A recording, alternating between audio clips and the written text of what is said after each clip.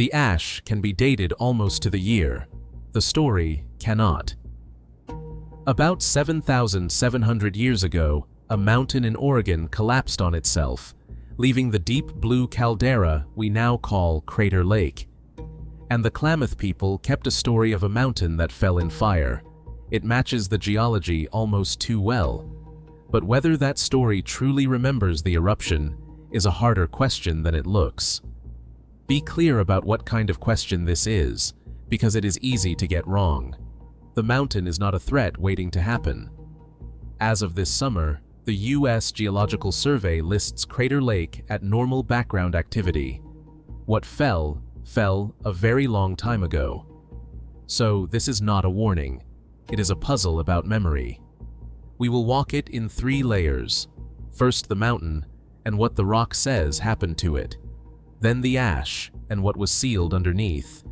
Then the story, and the record of who wrote it down, and when. And here is the cost hidden inside the easy answer. To call this story a literal memory of the eruption, you would have to prove something the evidence may not support.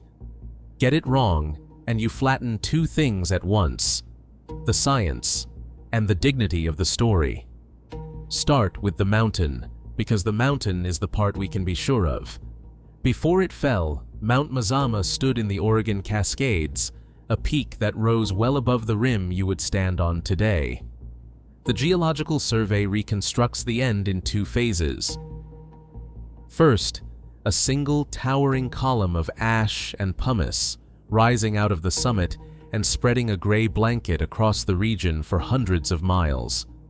Then, as more and more magma emptied out of the chamber beneath it, the top of the mountain lost what was holding it up. Glowing avalanches of hot ash and rock poured down the slopes, and the center of the mountain fell inward on the space the magma had left behind. What remained was a basin, roughly 5 to 6 miles across and close to a mile deep. Over the centuries, rain and snowmelt filled it. That basin is Crater Lake. Now look at what this account does not contain.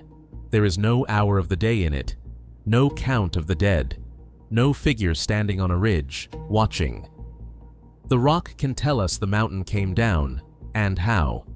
It cannot tell us who saw it, or what they said the next morning. And when you see the eruption pictured, remember, those are careful scientific reconstructions, not footage anyone took. Everything human about that day has to come from somewhere else. And there is a place where the human and the geological press right up against each other. In 1938, an archaeologist named Luther Cressman and his crew excavated a cave in the high desert of northern Lake County, Oregon. It is called Fort Rock Cave, and it sits well away from the mountain. In it, they found dozens of sandals, woven from shredded sagebrush bark. The sandals lay beneath a layer of volcanic ash, and that ash was identified as Mazama ash from the same eruption that took the mountain down. Years later, radiocarbon dating placed the sandals earlier than the ash above them. Hold on to what that ash layer is. It is not only geology, it is a lid, laid down across a landscape where people were already living, walking, and wearing out their shoes. That is the fact, and it is a strong one. But watch its edges. The sandals prove that people were in the wider region before the ash fell. They do not tell us the names of those people. They do not make them ancestors of any one tribe living today. And they do not place anyone on Mount Mazama, looking up, on the day it came apart. So the mountain fell, and people were nearby. That is where the temptation begins. Because there is also a story. The National Park Service publishes a version of a Klamath and Mackalac tradition about the making of this place. In it, a being associated with the world below the mountain and a being associated with the sky above it come into conflict. There is fire, there is a mountain destroyed, and out of the ruin, the deep basin is left behind. Set that beside the geology, and the pull is immediate. A story about a mountain broken by fire, told by people whose region holds a mountain broken by fire. The Park Service goes a step further in its own materials. It interprets the oral traditions of the Klamath and the Umpqua as evidence that people witnessed the eruption. And it is hard, in that moment, not to feel the case close. But read the same brochure carefully, and it warns you against exactly that feeling. It says, in plain words, that the story was passed down by mouth for a very long time, and that this produced many versions. Not one version, many. So, before we congratulate ourselves on a perfect match, we have to ask a question that spoils the neat picture. If there are many versions, which one are we holding up against the eruption? And where did that particular version come from? To answer that, you have to stop treating the story as a single thing and start treating it as a record with a history. The earliest version most of us can actually reach in print was collected in the 1880s and published in 1890 by an ethnographer named Albert Gatschet in a federal report on the Klamath language. It contains a story with fire in it, but it is not the clean mountain collapse narrative you might expect. It is a tale of Old Martin and the thunders and hearts that burst in a fire. One scholar who has studied these texts closely, Geisa McKenthon, points out that this early written record does not plainly describe a volcanic outbreak at all. Keep that in mind. The oldest page does not say what the famous version says, and here the record does something stranger still. It disagrees with itself. The Park Service, in one brochure, prints a formation story and tells you there are many versions of it. But another Park Service page, describing the same area, states that there are no stories relating to the Blue Lake that formed after the eruption. Both cannot be simply true. But notice what this is and what it is not. It is not a silence. It is not a cover-up. It is what happens when a moving oral tradition is written down by different hands, in different decades, for different purposes. The record is plural, and it does not always keep its own story straight. Which brings us to the version almost everyone actually knows. Its trail is documented, and the trail matters. The best-known telling comes down through a man named William Colvig. Colvig was not a trained folklorist or an ethnographer. By the account of the researchers who have traced it, his version was reconstructed from his own memory of a conversation, years earlier, with a Klamath man named Lalek, and that conversation had passed through 2 filters before it ever reached paper. It was carried in Chinook jargon, a limited trade language, and in broken English. The original notes from the exchange were lost. What survived was what Colvig could remember of it later and set down. That written manuscript, the one behind the version that would circulate to millions, was finalized in 1921. Sit with that date, 1921, and now set one more date beside it.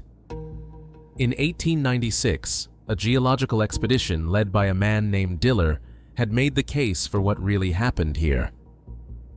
That the summit had not blown off and flown away, but had collapsed downward into an emptied chamber. After 1896, in other words, there was a scientific vocabulary in the air for exactly this kind of event. McKenthon's reading, and I want to be careful to keep this as her reading and not a proven fact, is that the later tellings absorbed that new geological knowledge, that the story and the science began, quietly, to describe each other. There was a decision underneath all of this, made twice, a generation apart, to take a living, moving story and fix it into a single written form. That decision kept the story. It also risked freezing one imperfect telling as though it were the whole. So set the 2 pages down, side by side, and look at what we actually have. On the left, a page from 1890. The oldest version we can reach in print, and it does not plainly describe the mountain coming down. On the right, a page finalized in 1921. The famous version, the one that matches the geology so well, reconstructed from memory, across 2 languages, after a scientific explanation for the collapse, was already a quarter century old. That is the whole case, laid flat. And notice what happens to the question we started with. We came here for a verdict.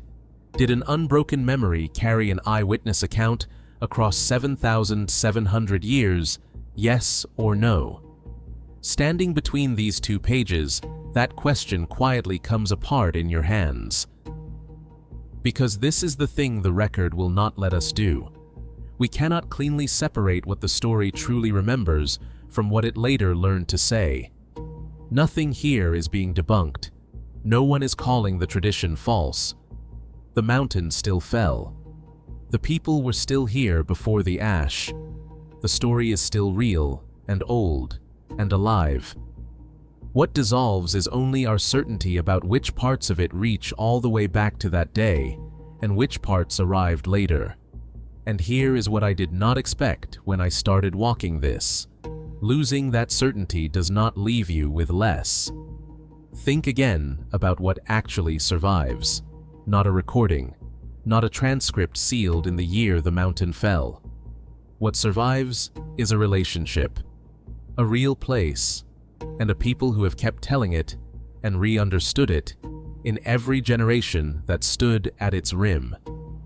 Underneath that telling is a genuine catastrophe, dated almost to the year. And underneath the ash from that catastrophe are the worn sandals of people who walked this ground before it fell.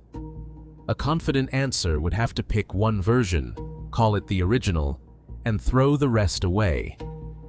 The uncertain answer keeps all of them. It keeps the plurality the tradition itself insists on.